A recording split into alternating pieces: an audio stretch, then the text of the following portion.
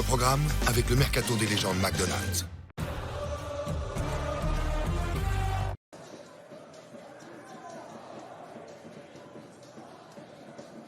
À peine arrivé déjà sur le pré, la première avec le Paris FC pour Tsiro Immobilier à la pointe de l'attaque parisienne. Mais dans cette rencontre au stade Abbé Deschamps, c'est bien Auxerre qui était sous pression.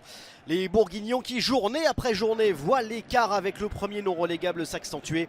L'Agiar était barragiste au coup d'envoi et va subir, notamment en première période, une première percée justement de Tsiro Immobilier à l'arrivée. Le centre à venir de Noah Sangui, repris dans la surface de réparation par Ilan Kebal. Et un premier arrêt décisif devant sa ligne de Donovan Léon. Les Parisiens sont les premiers à frapper dans cette partie, un match qui comptera à coup sûr pour le maintien.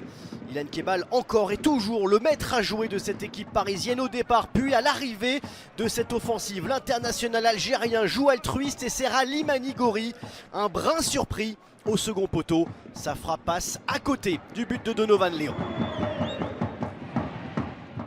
20 premières minutes sans partage pour les Parisiens avec un dénominateur commun, Ilan Kebal, encore lui, et la spéciale, côté droit pour revenir sur son pied gauche et solliciter Donovan Léon en deux temps.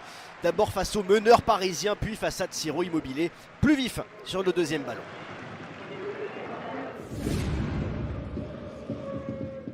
Inoffensif en première période, les Auxerrois vont piquer dès le retour des vestiaires. Regardez le chronomètre, moins d'une minute de jeu. Et Lassine Sinayoko se crée sans doute la plus belle occasion de cette partie jusque-là. Discret, l'attaquant malien vient solliciter pour la première fois Kevin Trapp, vigilant devant sa ligne. Le match s'équilibre ensuite en seconde période. Les deux équipes se neutralisent. Mais Tsiro Immobilier la joue dragster face à la défense auxerroise. Un bon 1-2 avec Jonathan Iconé, une passe qui aurait dû être décisive. Mais le joueur formé au Paris Saint-Germain bute sur un impeccable Donovan Léon qui remporte un face-à-face plus que crucial. La fin de rencontre sera ensuite une histoire de coup de pied arrêté. Si Ilan Kebal est omniprésent côté parisien, Lassine Sinayoko attire lui les ballons auxerrois. Sur ce corner, Kevin Trapp est tout heureux de voir le ballon passer à gauche de son but. Au bout du temps additionnel, toujours sur corner, les Auxerrois auront la balle de match. Premier poteau, premier servi, Lassine Sinayoko l'a bien compris. Mais là encore, la tête de l'attaquant auxerrois n'est pas cadrée. Déception pour Christophe Pélissier car mauvaise opération pour Auxerre qui sort certes de la zone de relégation mais reste à 8 points de son adversaire du jour.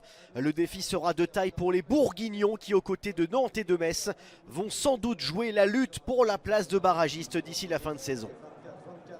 Le week-end. Nous vous rappelons également que la billetterie pour la prochaine rencontre à domicile le dimanche 22 février, la réception de Rennes à 15 h est ouverte à tous.